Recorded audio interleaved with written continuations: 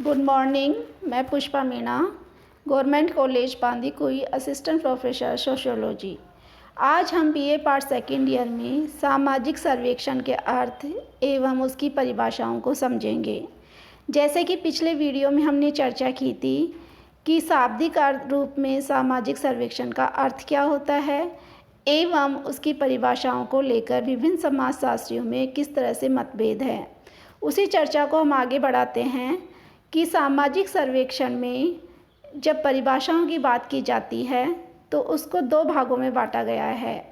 सामाजिक उद्देश्य मूलक शास्त्रीय परिभाषा और दूसरी है पद्धति मूलक परिभाषाएं। उद्देश्य मूलक शास्त्रीय परिभाषाओं को भी दो उपवर्गों में विभाजित किया गया, समस्यापरक परिभाषाएं और तथ्यपरक परिभाषाएं।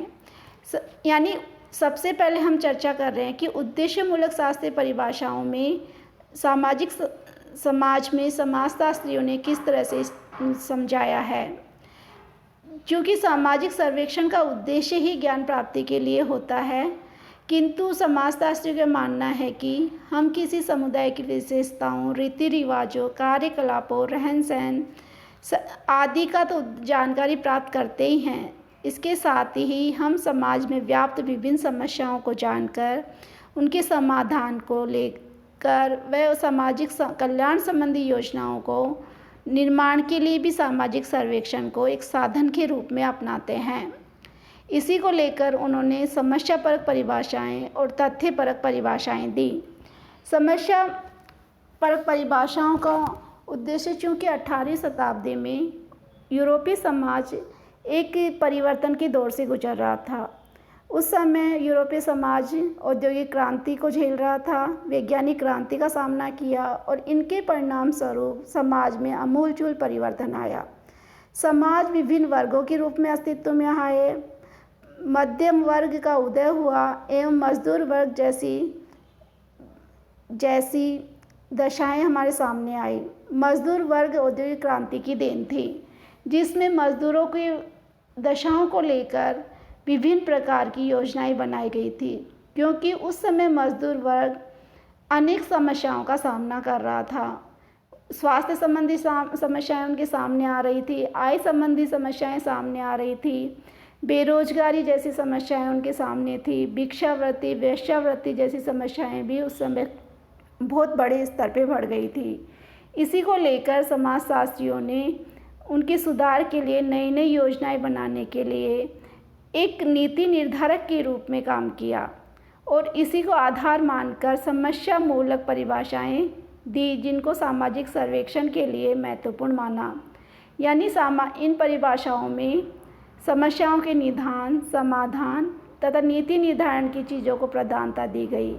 जैसे कि प्रोफेसर बर्गेस के अनुसार सामाजिक सर्वेक्षण किसी भी सामाजिक दशाओं की एवं आवश्यकताओं का एक वैज्ञानिक अध्ययन है, जो सामाजिक प्रगति का रचनात्मक कार्यक्रम बनाने के उद्देश्य से किया जाता है।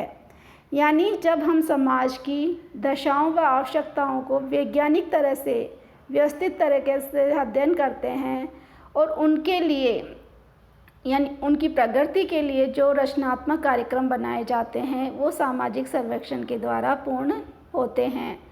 इसी को लेकर जब तथ्यपरक परिभाषाओं की चर्चा की जाती है तो अनेक विद्वानों का मानना है कि सामाजिक सर्वेक्षण के अंतर्गत न केवल सामान्य सामाजिक घटनाओं के साथ विशेष समाज की दशाओं का अध्ययन किया जाता है, बल्कि समाज की जो सामान्य क्रियाएं हैं, वह सामाजिक संस्थाएं हैं, उनका भी अध्ययन किया जाना चाहिए। इसी चीज़ को लेकर आगे पद्धति मूलक परिभाषाएं दी गई।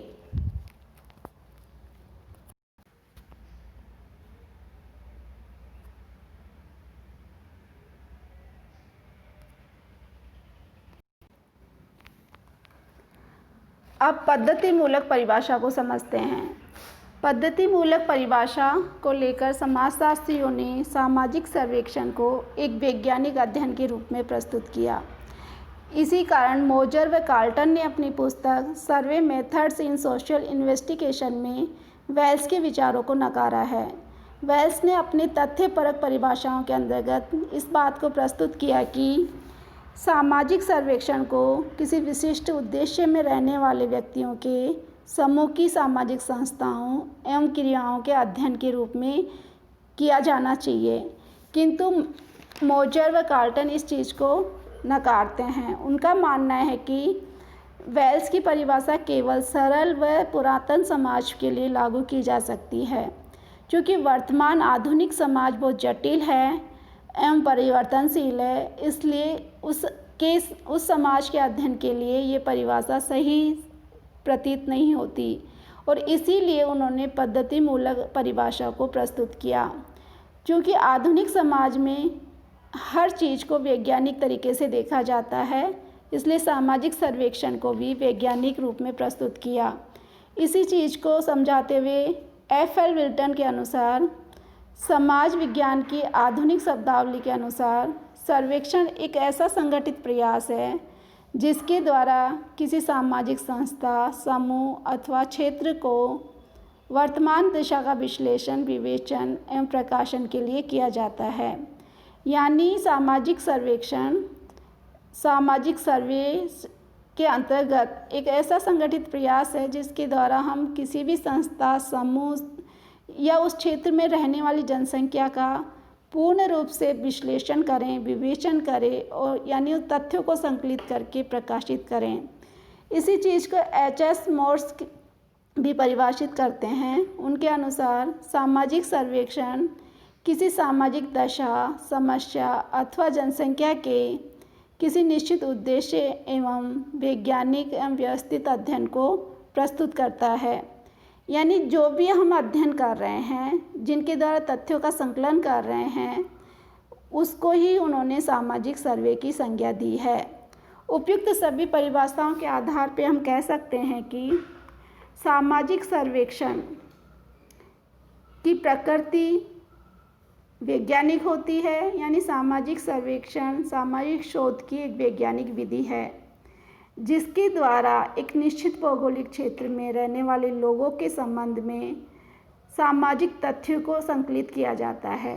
यानी एक निश्चित भौगोलिक क्षेत्र में जो जनसंख्या रह रही है, उनकी क्या समस्याएं हैं, उनकी क्या गतिविधियां हैं, उनकी क्या मानवीय संबंध हैं, क्या रीति रिवाज है, क्या रहन सहन है, यानी समस्त चीज़ों का जो अध्ययन या किया जाता है, जो तथ्य संकलित किए जाते हैं, वही आपका सामाजिक सर्वेक्षण कहलाता है। और इसके साथ उस संबंधित समाज की जो समस्याएं हैं, उनकी कार्य कारण संबंधों की व्याख्या की जाती है ताकि उनका निदान प्रस्तुत किया जा सके एवं उनका उपचार किया जा सके। यानी सामाजिक सर्वेक्षण सामाजिक शोध का एक वैज्ञानिक विधि के रूप में कार्य करने वाला एक साधन है जिसके द्वारा हम व्यवस्थित व क्रमबद्ध रूप से संबंधित समाज का अध्ययन प्रस्तुत करते हैं, जो न केवल ज्ञान की प्राप्ति के में सहायक होता है बल्कि उस समाज से संबंधित समस्याओं के निदान में एक उपयोगितावादी साधन के रूप में भी प्रस्तुत किया जाता है। धन्यवाद।